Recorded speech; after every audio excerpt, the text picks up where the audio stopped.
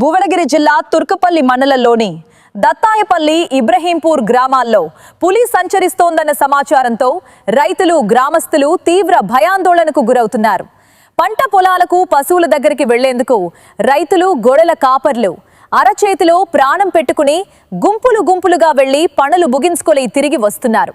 ఈ క్రమంలో దత్తాయపల్లి గ్రామానికి చెందిన గొట్టే శ్రీశైలం పశువులను మేపుతుండగా పులి దాడి చేసి లేగదూడను చంపగా పులిని చూసిన రైతు పశువులు భయంతో పరుగులు తీశాయి.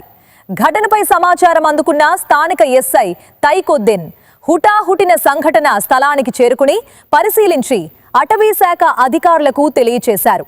వెంటనే రేంజ్ అధికారుల బృందం సంఘటన స్థలానికి చేరుకుని అమలాబాద్ నుంచి టైగర్ ఫుట్ ట్రాకర్లను పిలిపించి పులి సంచార ఆనవాళ్లను గుర్తిస్తూ సోలార్ సీసీ కెమెరాలు ఏర్పాటు చేసి పరిశీలన చేపట్టింది.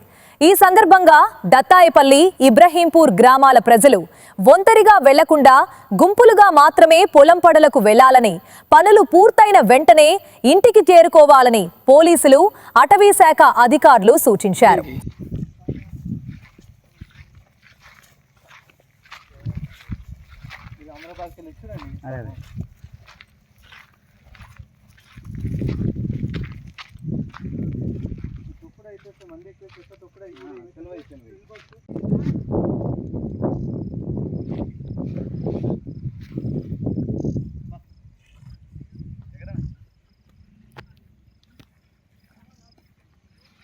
వాటర్ తాగడానికి రావచ్చు కదా